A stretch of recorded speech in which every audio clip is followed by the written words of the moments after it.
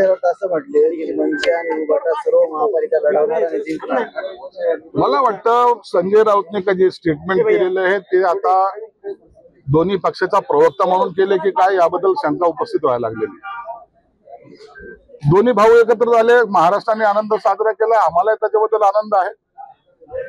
परंतु एक त्यांनी काल केलेल्या स्टेटमेंटमुळे आजपर्यंत संजय राऊतने जे जे भाकीतं केलेली आहेत ते भाकीतं उलटी झालेली हा इतिहास। म्हणून लग्न आणखी झालं नाही, मुलाच्या नावाने बारसे साजरे करण्याचं काम हे संजय राऊत आता करतात, नामकरण करायचं विधी ते पार पडतात। आणि आश्चर्याची गोष्ट एक आहे की राजसाहेब इतके शांत कसे हा एक प्रश्न आहे। म्हणून मला त्यांचा युती हो, त्यांना सत्ता मिळण्यासाठी त्यांनी प्रयत्न करावं। ही निवडणूक आहे, या निवडणुकीमध्ये जो जिंकेल तो खरा बादशाह होत असतो। म्हणून येणारी जे निवडणूक आहे ते एकदा लागू द्या, त्यावेळेला हे सगळं चित्र स्पष्ट होईल।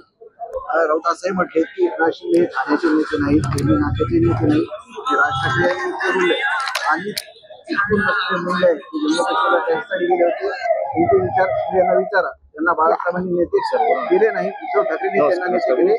उद्धव ठाकरेंचं त्यात मोठेपणा आहे। अहो यांना काय करायचं याच्याशी काय मला काही कळत नाही।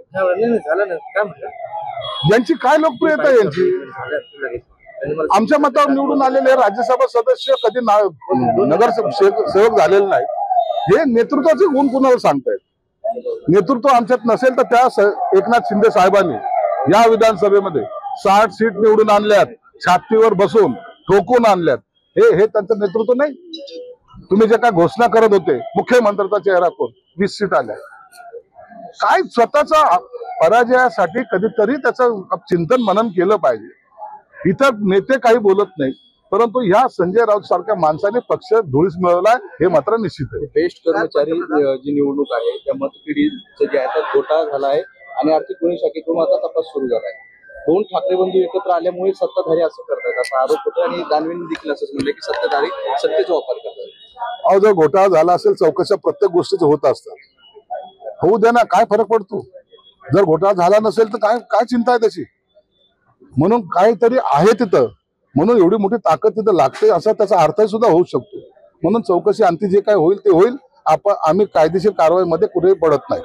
नरेंद्र मोदींनी लालदिलं भाषण केलं, त्यावर टीका केली। तुम्ही असं म्हटले की 12 वेळा तुम्ही भाषण केले, आता 12 वाजले आहेत, 13ची तयारी आहे, घरी जायची वेळ आली आहे, लोक आता सत्तेत राहणार। और संजय राऊतचं आणि मोदीवर बोलायची लायकी तरी आहे का? याच्यासारख्या चिल्लर माणसांनी मोदी साहेबांवर बोलू नये। ज्यांची प्रतिमा आज देशात नाही तर अख्ख्या जगामध्ये आहे, त्याच्यावर संजय राऊत सारख्या माणसाने टीका करणं म्हणजे सूर्यावर थुंकण्यासारखं आहे।